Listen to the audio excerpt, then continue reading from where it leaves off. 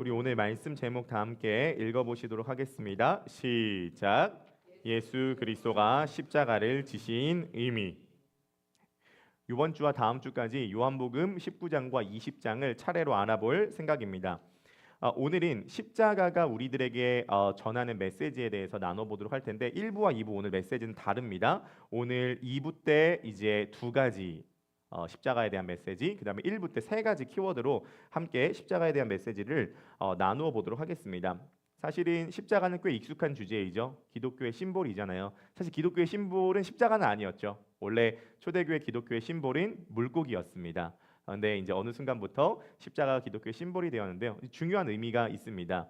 십자가는 예수 그리스도께서 내 죄를 대신해서 돌아가셨다가 가장 기본적인 메시지고 근본적인 메시지지만 그것만 십자가의 메시지는 아닙니다. 사실 십자가가 우리들에게 주는 메시지는 굉장히 풍성하다라고 할 수 있겠죠.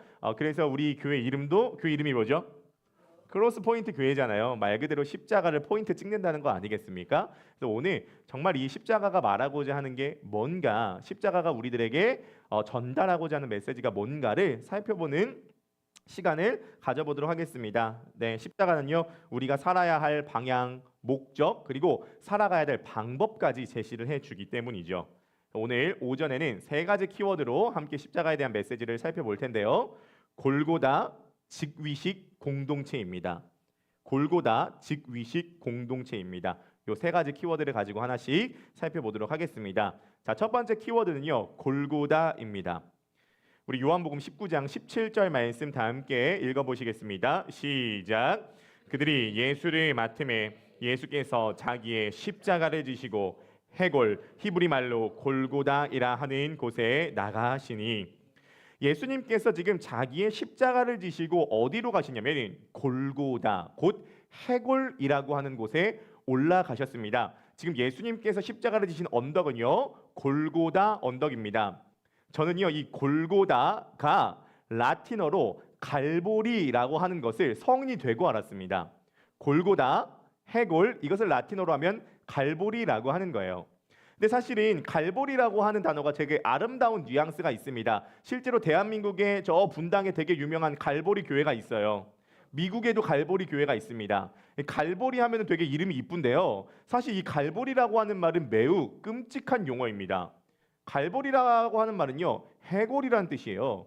그래서 우리 교회가 갈보리 교회야 라고 하는 말은요, 좀 웃긴 교회입니다. 교회 이름이 뭐야? 해골교회야.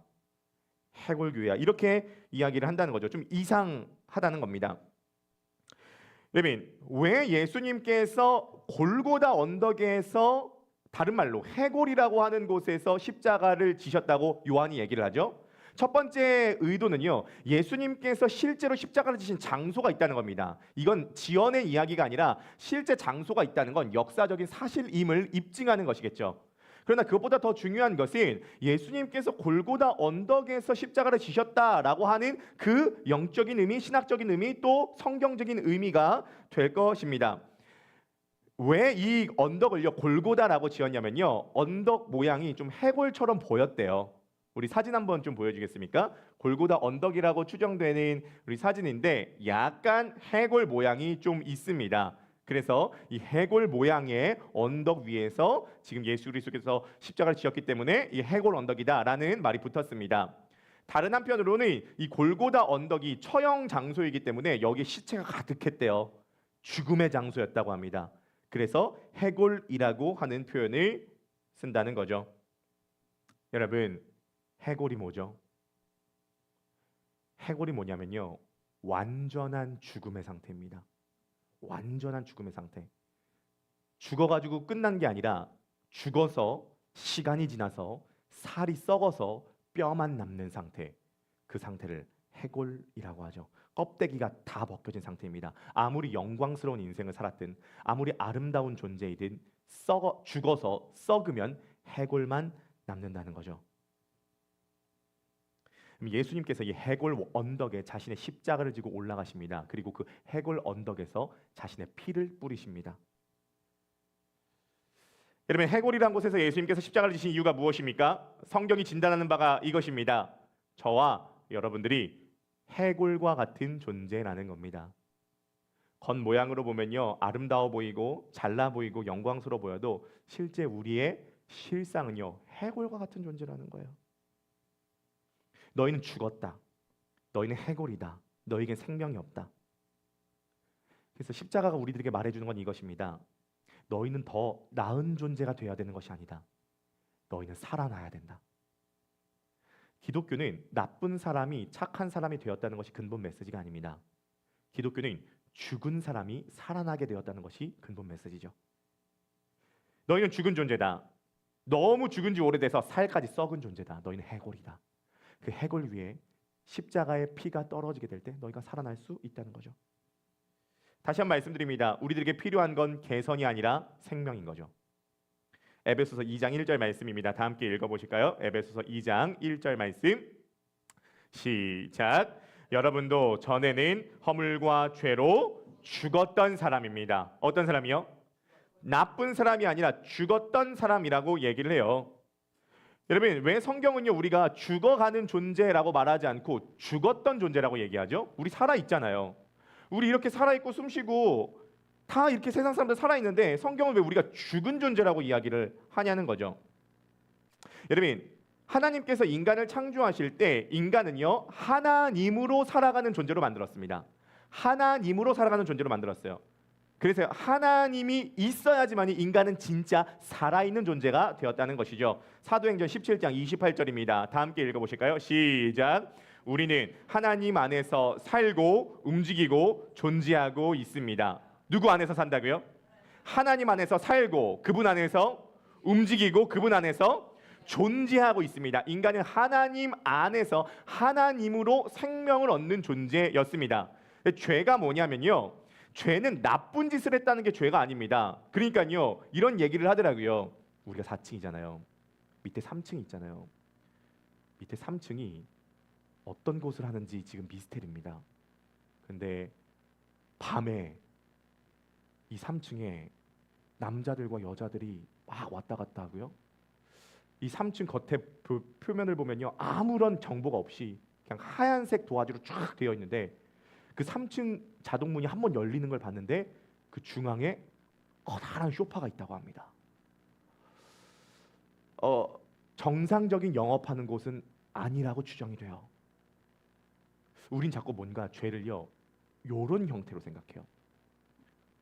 뭔가 음지에서 불법, 도박, 성매매 이런 것을 죄의 핵심이라고 생각합니다. 이런 게 죄가 아니라는 말이 아니라 성경에서 말하는 죄는 이런 것을 죄라고 말하는 것이 아니라 인간이 하나님을 거부함으로써 내 인생에서 하나님이 나간 상태를 죄의 본질이라고 합니다.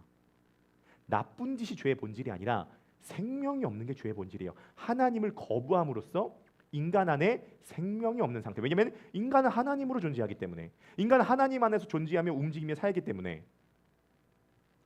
제가요 어렸을 적에 있었던 일인데요. 여행을 갔어요. 여행을 갔는데 저희 집은 굉장히 아꼈습니다. 그래서 여행을 갈 때 코드를 다 뽑고 갔어요. 여름이었거든요. 엄청 습했어요.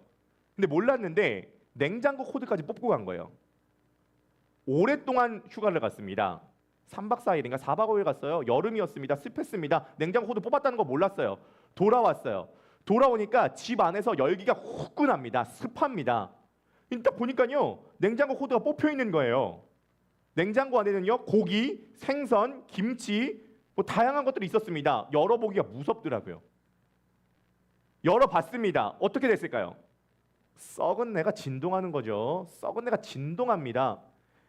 여러분 냉장고 겉면을 보면요 정상처럼 보입니다. 옛날 냉장고 보면요 구구단도 붙어 있고요. 그 다음에 뭐 중국집 자석도 붙어 있고요. 피자 쿠폰도 붙어 있고요. 뭐 말씀 카드 같은 거 그냥 자석에 붙어 있습니다. 겉으로 보면 멀쩡해요.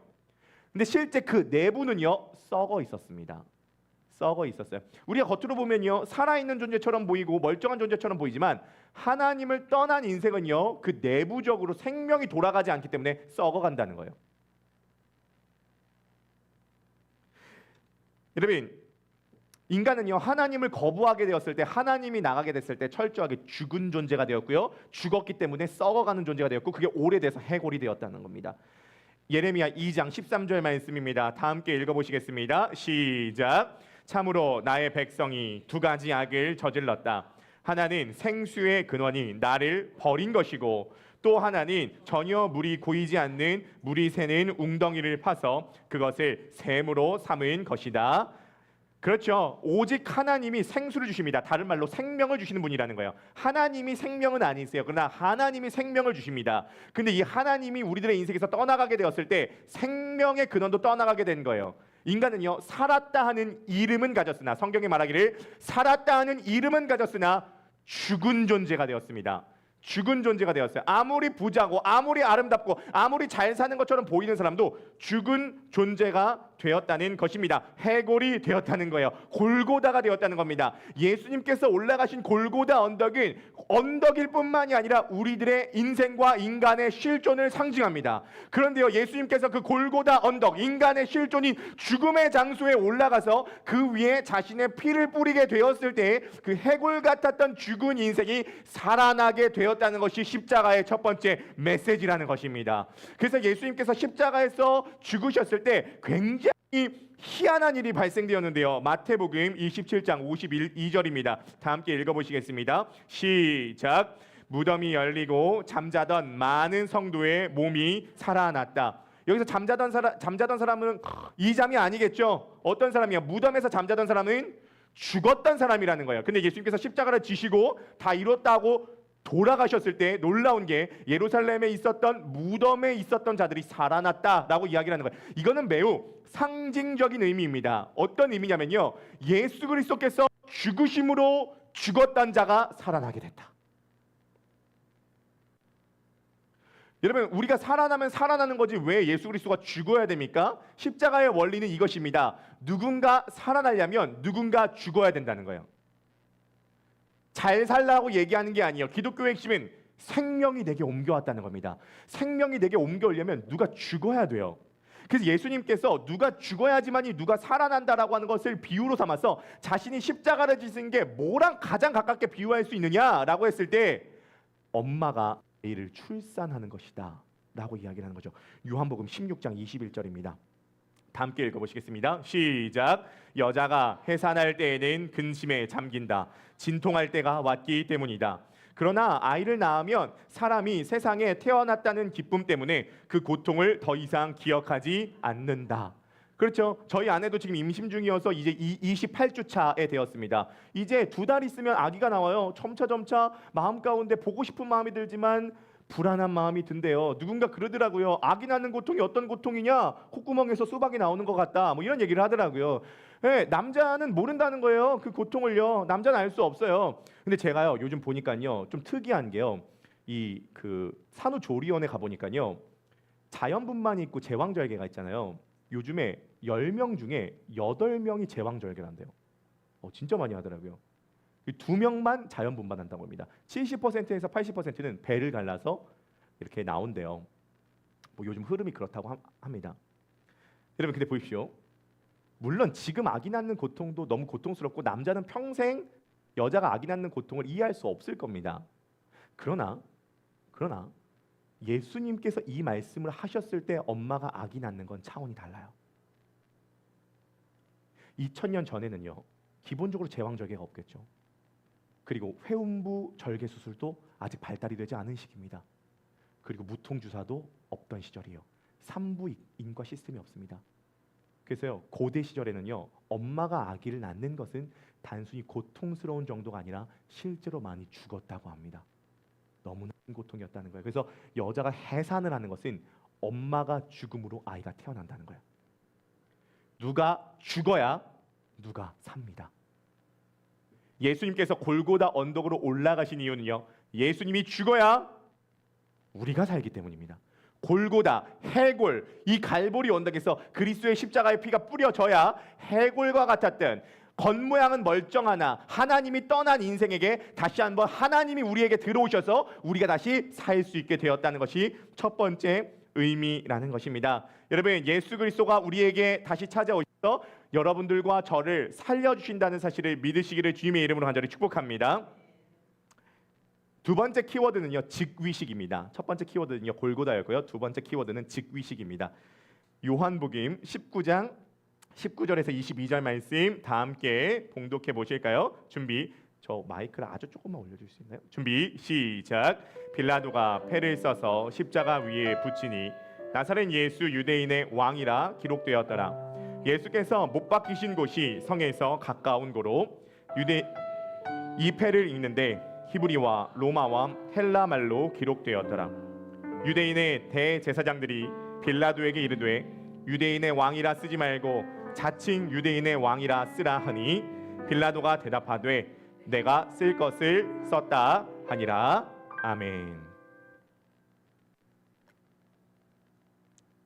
당시 죄수들이요 십자가를 지면요 이 죄수가 어떠한 죄목 때문에 십자가를 졌는지 목에 걸든지 아니면 그 위에 명패로 붙였다라고 합니다. 사람들이 그래서 이 사람이 십자가를 진 죄목은 저것 때문에 십자가를 졌구나라고 전시를 했다고 해요. 근데 예수님께서 십자가를 지신 죄목이 뭐냐라고 했을 때 빌라도가 이렇게 달았습니다. 사진 한번 보여주실까요? 로마 말, 히브리 말, 그 다음에 그리스 말로 나사렛 예수 유대인의 왕으로 기록이 되었습니다. 그러니까 예수님의 죄목이 뭐냐면 나사렛 예수 유대인의 왕이 예수 그리스도께서 십자가를 지신 죄목이다. 그래서 이것을 지나가는 사람들이 다 본 겁니다. 이 사람이 십자가를 진 이유가 뭐냐면 유대인의 왕이기 때문이구나 라고 한 거죠. 여러분 질문 한번 드려보도록 하겠습니다. 빌라도는 왜 예수님께서 십자가를 지신 죄목을 유대인의 왕이라고 적었을까요? 왜 유대인의 왕이라고 하는 죄목을 엮어서 예수님을 십자가에 못 박았을까요? 유대인의 왕이 따로 있었으니까, 자기가 유대인의 왕이라고 하니까. 근데 그거가 약간 안 맞는 지점이 있습니다. 뭐가 안 맞는 지점이 있냐면요, 이것 때문에 대제사장들이 너무 열받아서 빌라도에게 찾아와서 유대인의 왕이라고 죄목을 쓰지 말고 자칭이라고 하는 말을 붙이라고 얘기를 합니다. 자칭 유대인의 왕이라 쓰라 하라라고 이야기를 하니까 빌라도가 그걸 거부해요. 난 내가 쓸 것을 썼다, 바꾸지 않겠다, 이렇게 이야기를 합니다. 빌라도는 지금 예수님을 조롱할 의도가 없습니다. 너 왕도 아닌데 너가 왕이라고 했지? 조롱할 의도가 없어요. 왜냐하면 요한복음 19장을 자세히 살펴보면 빌라도는 지금 예수님이 죄가 없다는 것을 알고 있습니다. 그래서 빌라도는 예수님을 풀어주려고 노력을 많이 했어요. 그래서 본디오 빌라도에게 고난을 받으사, 오늘도 우리가 사도신경을 했지만 빌라도 입장에서 좀 억울한 감이 있습니다. 빌라도는 예수님을 살려주려고 했습니다. 근데 왜 예수님의 죄목을 유대인의 왕이라고 적었을까요? 이건 이음입니다. 빌라도가 사실은 예수님을 조롱하고 싶다기보단 예수님을 못 박은 대제사장들을 조롱하고 싶었던 겁니다. 너희의 왕인 유대인의 왕을 너희가 못 박았다 라고 유대인의 왕인 예수 그리스도를 못 박은 대제사장들과 바리새인들의 위선과 그들의 부조리함을 좀 조롱하고 싶었던 게 빌라도의 마음이었다는 거예요. 그래서 그들이 지금 유대인의 왕이라 쓰라고 할 때 빌라도가 그것을 거부했다는 겁니다. 그런데요, 여러분 보십시오. 빌라도가 어떤 의도에서 이 명패를 썼든지, 그리고 바리새인들과 대제사장들이 이것을 전혀 인정하지 않든지 상관없이 놀라운 건요, 지금 예수님은요 만천하에 로마말, 헬라말, 히브리말로 왕이라고 선언되고 있습니다. 누구도 인정하고 있진 않지만 왕으로 선언되고 있어요. 그래서 이것은요, 제가 이렇게 별명을 붙여봤는데요, 십자가 위에서 진행된 직위식입니다. 십자가 위에서 진행된 직위식이에요. 왕의 직위식입니다. 예수님이 지금 왕으로서 직위하는 거예요. 왕관도 있죠. 가시면류관을 쓰십니다.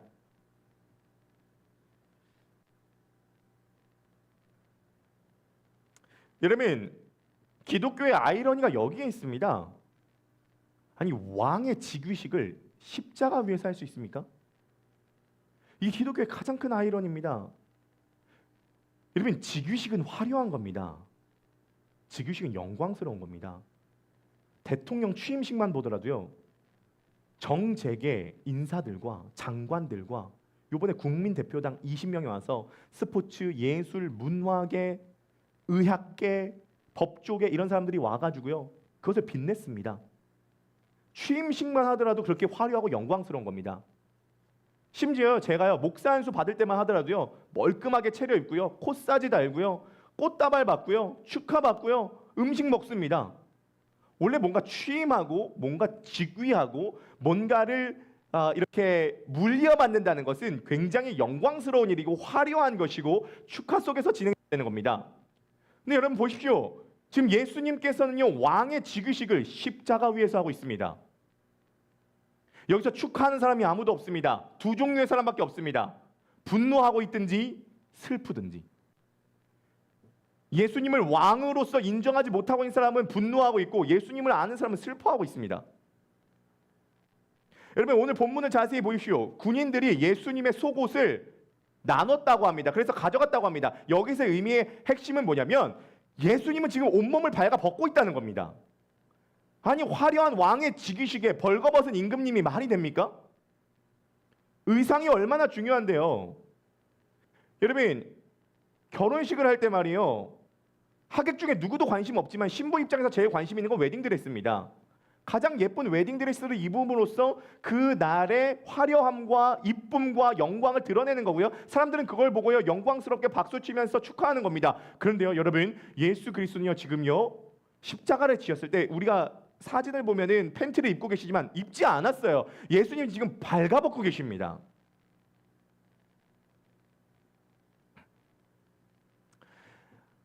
여러분 우리가 섬기는 왕이 십자가 위에서 즉위식을 하신 분이라고 한다면 우리도 좀 초라해지면 안 됩니까? 예수님을 믿는 우리들도요 초라한 모습은 보여주기 싫고 그럴듯한 모습을 보여주고 싶어 하는 마음이 너무 많아요. 초라하게 의도적으로 살자는 말이 아닙니다. 교회 건축을 하면 우리가 창고에서 교회 건축을 하자는 말이 아니에요.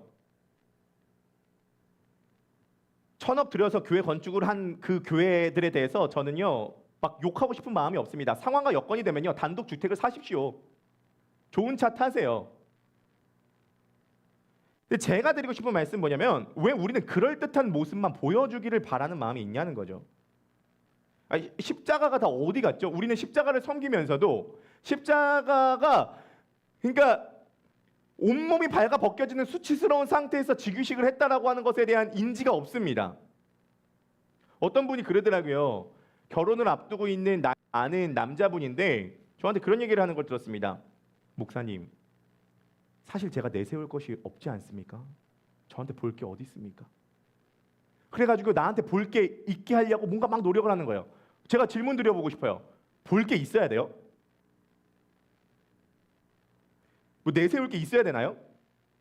우리의 마음 가운데 뭐가 있냐면 사람에게 그래도 봐줄 만한 뭔가 있어야 된다. 이 의식이 굉장히 강합니다.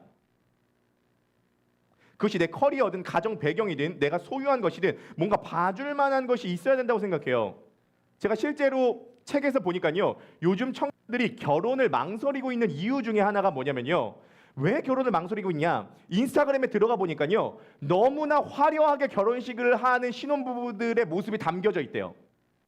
그런데요. 자기는요. 그렇게 화려한 결혼식을 할 돈도 없고 그렇게 올 하객도 없고 그런 사람도 없다는 거예요. 그래서 그게 너무 비교가 되어가지고 나는 결혼하고 싶지 않다는 거예요. 여러분 우리나라 이 결혼 문화가 전 세계적으로 되게 특이합니다. 우리나라와 같이 이렇게 이런 결혼식장에서 이렇게 결혼하고 이렇게 신혼여행 가는 게 전 세계적으로 5나라밖에 없대요. 대한민국, 대만, 중국 베이징, 홍콩, 마카오 이렇게 5개 나라밖에 없고요. 이 5개 나라가 전 세계에서 출산율과 결혼율이 제일 저조하다고 합니다.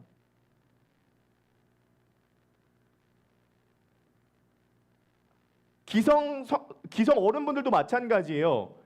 우리나라에서 가장 문제가 되고 있는 것 중에 하나가 뭐냐면 체면입니다. 뭔가 보여주기식이 너무 많아요. 저거 한번 질문 드려보고 싶은 게 하객이 많으면 결혼식 빌려서 하면 되잖아요. 결혼식장 빌려서. 근데 하객이 없으면 꼭 결혼식장 가야 되나요? 교회에서 하면 안 돼요? 교회에서 안 되면 집에서 하면 안 되나요? 누가 꼭 봐야 되나요? 갈 집 없으면은 원룸에서 살면 안 돼요? 네. 미국의 케네디 대통령의 아버지가 평생에 있어서 자기의 막내딸을요 매스컴 앞에 내보내지 않았습니다. 왜냐하면 막내딸이 약간 정신 박약이 있었거든요. 우리 가문의 수치라는 거예요. 부끄럽다는 겁니다. 보여주고 싶지 않다는 거예요. 우리는 자꾸 수치를 감추려 그래요. 초라한 모습을 보여주고 싶지 않아 하려 그래요. 그래서 그럴듯한 모습만 보여주려 그래요. 나 이렇게 잘 산다, 나 이렇게 대단하다, 나 이렇게 이것을 가졌다, 또는 이것이 없으면 위축되죠.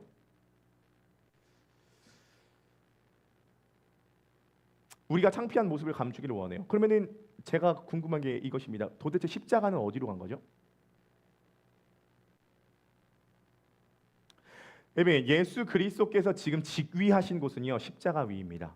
십자가 위에서 직위하고 계세요. 온몸이 발가벗겨지고 조롱당하고 수치를 당한 곳에서 왕으로서 등극한 겁니다. 여러분 타락이 영어로 뭐예요? 타락이 영어로 falling이라고 합니다. falling이에요. 이게 정말 좋은 용어입니다. falling이란 게 뭐예요? fall이 뭐예요? 가을이잖아요. 가을이 뭐예요? 낙엽이 떨어졌다는 겁니다. 인간은 원래 영광스러운 존재였어요. 어디에 붙어 있었습니다. 그런데 하나님의 영광까지 올라가려고 했을 때 그 영광에서 falling, 떨어졌어요. 이게 타락입니다. 십자가는 이것을 거꾸로 뒤집어요. 오히려 자신의 영광을 잃어버림으로써 영광스럽게 된다는 거예요. 영광을 잃어버림으로써 영광스럽게 된다는 겁니다. 교회 안에서 성공하고 교회 안에서 승리한 모습을 간증할 수 있어요. 하지만 기독교인의 정신은요, 십자가의 정신은요, 실패가 간증이 될 수 있다는 겁니다. 그 자체가요. 우리 F 코드 한번 잡아주시겠어요? 찬양 한 곡 하고 챕터 3로 넘어갑시다. 나의 약함은 나의 자랑이요, 나의 실패는 나의 간증이요,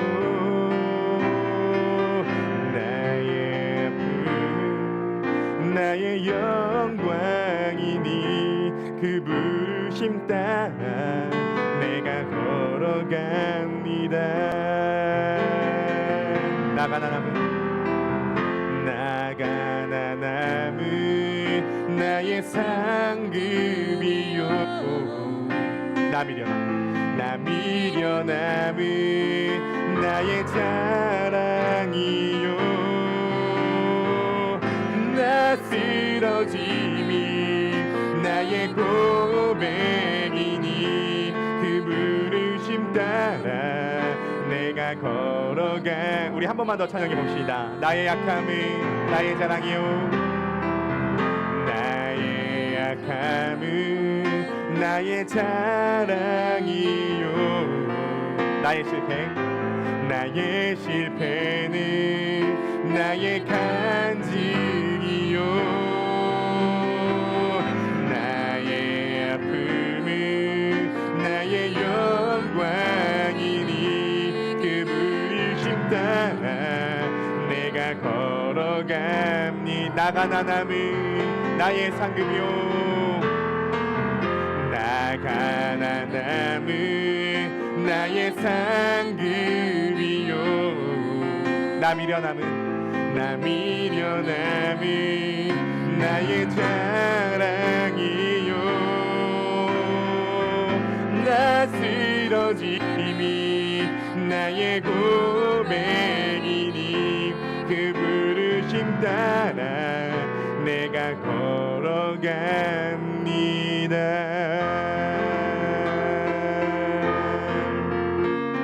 우리 옆에 분 바라보시면서 약한 것도 자랑이 될 수 있습니다. 우리 인사 한번 하시겠습니다.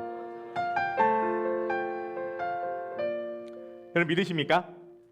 십자가에서 왕의 즉위식을 하잖아요. 약한 것도 자랑이 되는 거예요. 수치가 자랑이 될 수 있습니다. 그 십자가의 두 번째 의미입니다. 여러분 그럴듯한 모습만 보여주려 하지 마십시오. 그것은 복음의 정신이 아닙니다. 잘 사는 부분은 잘 사는 부분대로 또 감추려고 하지도 마세요.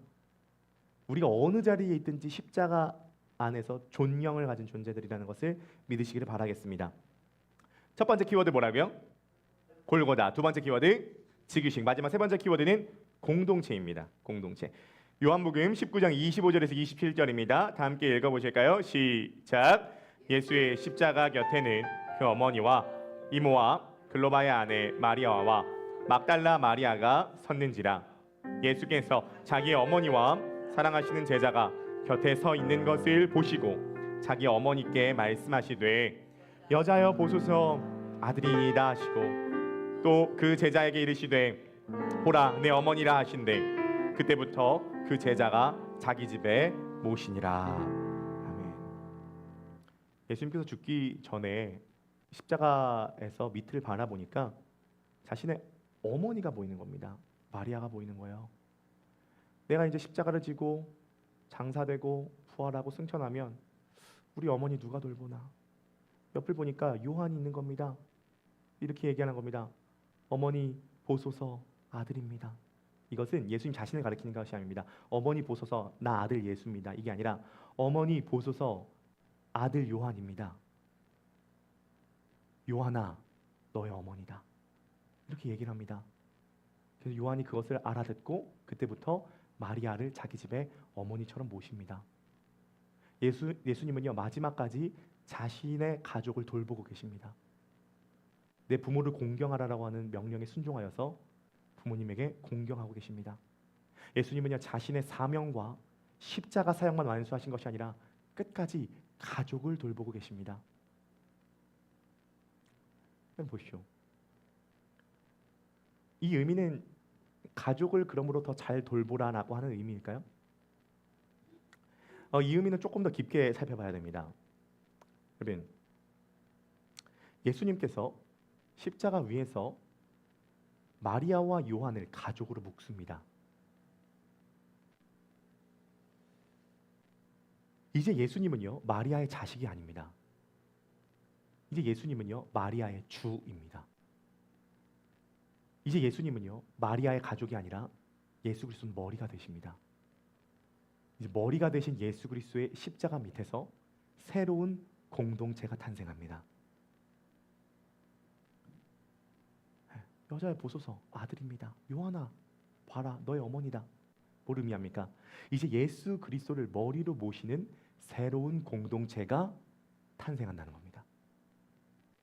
이 새로운 공동체 특징은요 십자가 아래에 있는 공동체입니다. 에베소서 2장 13절은 십자가 아래 모인 공동체를 이렇게 말하죠. 다 함께 읽어보시겠습니다. 시작. 이제는 전에 멀리 있던 너희가 그리스도 예수 안에서 그리스도의 피로 가까워졌느니라. 아멘. 원래요 모든 인간은요 멀리 떨어져 있는 존재였습니다.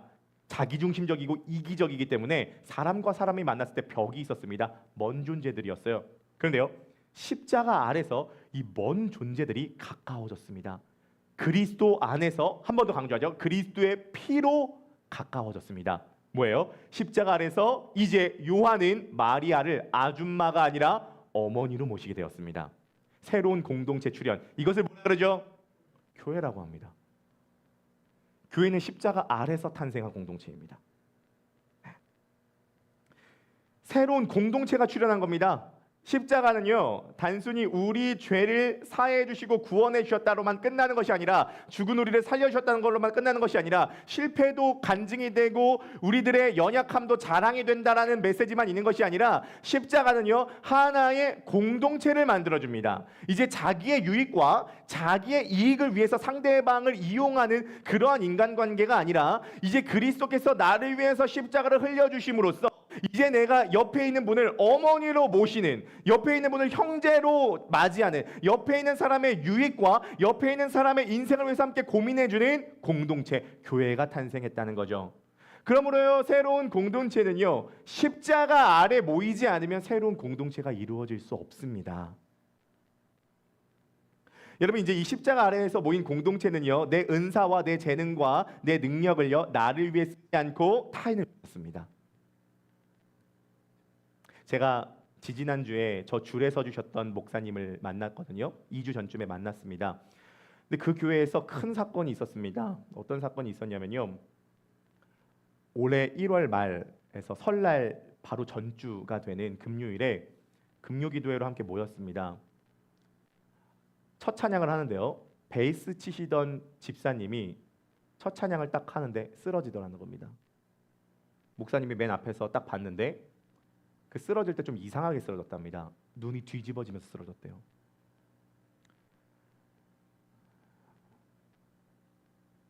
이거 이상하다. 달려가서 딱 받았다고 합니다. 앰뷸런스 불렀다고 합니다. 앰뷸런스 부르는데 목사님 느낌이 오더래요. 이건 잘못 쓰러진 거다. 갔는데 뇌사 판정을 받았습니다. 이 집사님 나이가 40입니다. 막내가 태어난 지 100일 됐습니다. 애가 3명입니다. 그 아내가요, 함께 기도를 하는데 2시간 동안 짐승처럼 울었대요. 기도인지 울부짖음인지. 남편을 잃고 자식 3명을 책임지게 된 겁니다. 남편이 이제 한참 나이인데, 이 남편은 개척 초창기 멤버예요. 10년 동안 같이 달려온 집사님이셨다고 합니다. 사람 일이 어떻게 될지 모르는 겁니다. 근데 이 아내분이 아직까지 남겨진 아픔은 있지만 정말 많이 회복이 됐대요. 회복이 될 수 있는 이유가 무엇입니까? 옆에서 아내가 울 때, 2시간 동안 울 때 사모님이 옆에서 2시간 동안 같이 울어줍니다. 같이 소리 높여 웁니다. 3일 동안 장례식을 하는데 7번의 예배를 드린데 교인의 60%가 반차와 연차를 쓰고 3일 내내 장례식에 참여했다 합니다. 7번의 예배를 다 참석했습니다. 이 목사님 집에 이 아내와 이 자녀 3명을 오픈해서 일주일 내내 같이 먹고 잤다고 합니다. 성도님들이 이 아내분에게 반찬 해주고 싶다고, 반찬 어디로 가져가면 되냐고 전화하니까 우리 집으로 오십시오.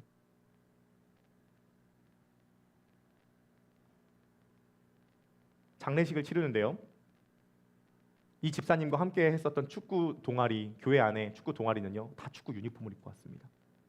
축구 유니폼을 입고 영전 사진을 놓고 같이 사진을 찍습니다.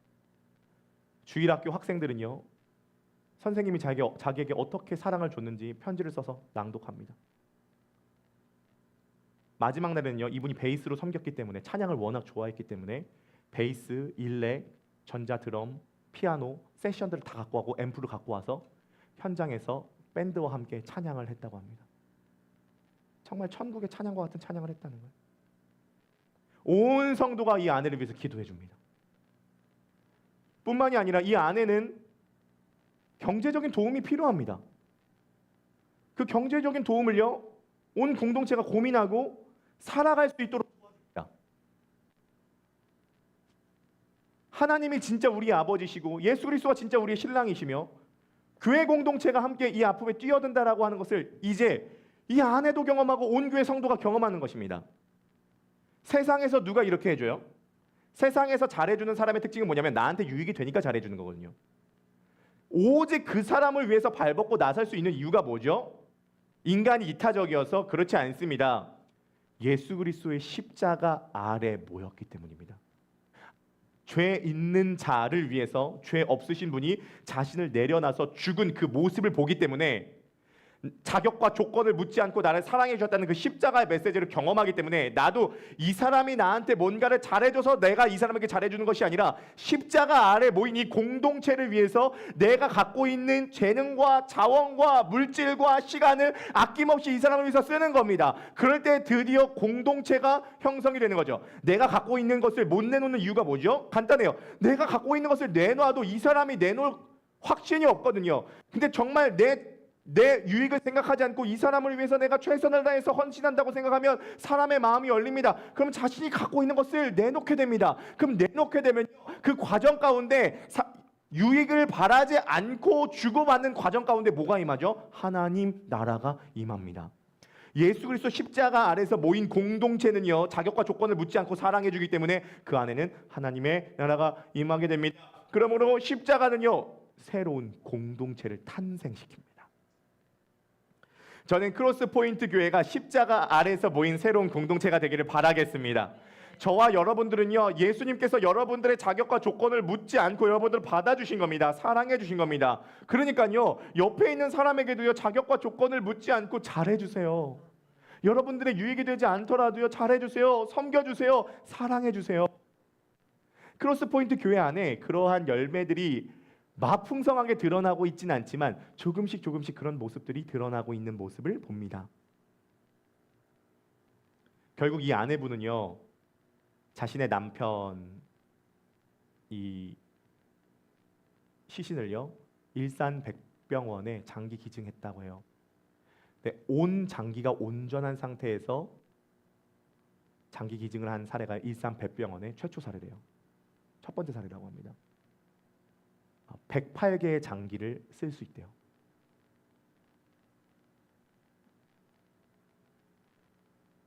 여러분, 우리가 모시는 육신의 어머니도 있지만 교회 공동체 어머니가 있는 겁니다. 교회 공동체 딸이 있는 겁니다. 교회 공동체 형제 자매가 있는 겁니다. 그것은 육신의 피가 아니라 예수 그리스도의 피로 묶인 사이입니다. 말씀 마무리하겠습니다. 십자가가 우리들에게 전달하는 메시지는 세 가지입니다.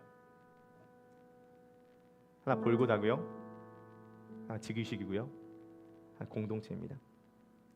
여러분, 십자가는요 해골같이 죽은 우리를요 살리셨다는 겁니다. 예수 그리스도의 피가 죽어서 썩어서 해골밖에 남지 않은 우리를 살리셨다는 소식입니다.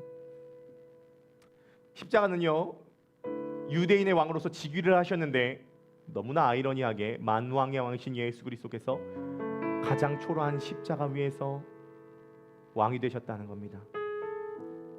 여러분, 십자가는요 그러므로 우리가 초라함도 자랑할 수 있는 능력이 됩니다. 그럴듯한 모습도 자랑할 수 있지만 우리의 초라함도 자랑이 될 수 있다는 거예요. 십자가는요 새로운 공동체를 만듭니다. 여자여 보소서 아들이니이다. 어머니 아들입니다. 요한아 너의 어머니라. 예수 그리스도는 자신의 육신의 가족을 돌볼 뿐만이 아니라 더 나아가 새로운 가족을 만들어내십니다. 전에는 멀리 있던 너희가 이제는 그리스도 안에서 그리스도의 피로 가까워졌습니다. 이 공동체가 자격과 조건을 묻지 않고 나의 유익을 묻지 않고 이기적인 동기가 아니라 진짜 상대방을 위해서 사랑해주는 공동체가 될 때 그 과정 가운데 하나님의 나라가 임하게 될 줄 믿습니다. 저와 여러분들 가운데 이 십자가가 그대로 적용되기를 주님의 이름으로 간절히 소원합니다.